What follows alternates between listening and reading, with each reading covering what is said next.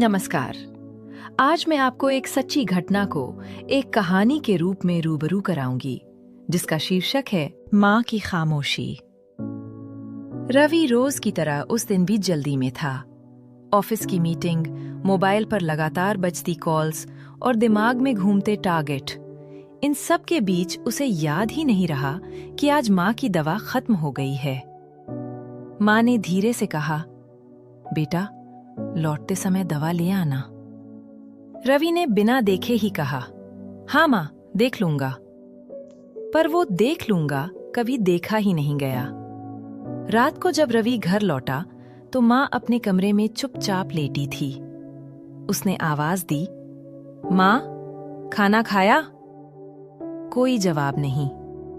वो झुंझलाकर बोला, हर रोज यही ड्रामा रहता है। रवि को क्या पता था कि ये माँ की खामोशी उसकी जिंदगी की सबसे ऊंची आवाज बनने वाली है। सुबह जब माँ उठी नहीं, तब डॉक्टर आया। कुछ देर बाद उसने जो शब्द कहे, उन्होंने रवि की दुनिया रोक दी। अब बहुत देर हो चुकी है। रवि फर्श पर बैठ गया। उसकी आंखों के सामने बचपन घूम गया। वही माँ जो खुद भूखी रहकर उसे खिलाती थी, वही माँ जो उसकी एक छींक पर रात भर जागती थी, वही माँ जो उसके हर सपने के लिए भगवान से पहले खड़ी होती थी। आज वही माँ चुप थी, हमेशा के लिए। अंतिम संस्कार के बाद घर अजीब तरह से खाली लग रहा था। सब कुछ वैसा ही था, पर कुछ भी वैसा नहीं था।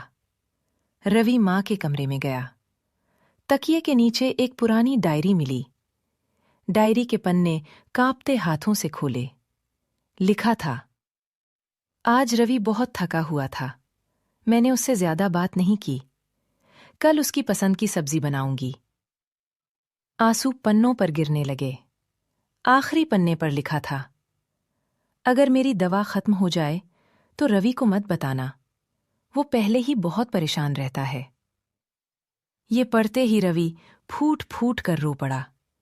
जिस माँ के लिए वो हमेशा बाद में कहता रहा, उसने आखिरी पल तक उसे पहले। आज रवि समझ गया था, प्यार कभी आवाज नहीं करता, माँ कभी शिकायत नहीं करती, और जब उनकी खामोशी समझ में आती है, तब बहुत देर हो चुकी होती है।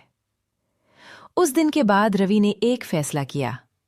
अब वो रिश्तों को फुर्सत के बाद नहीं, बल्कि जिंदगी से पहले रखेगा, क्योंकि माँ जैसी ममता इस दुनिया में दोबारा नहीं मिलती।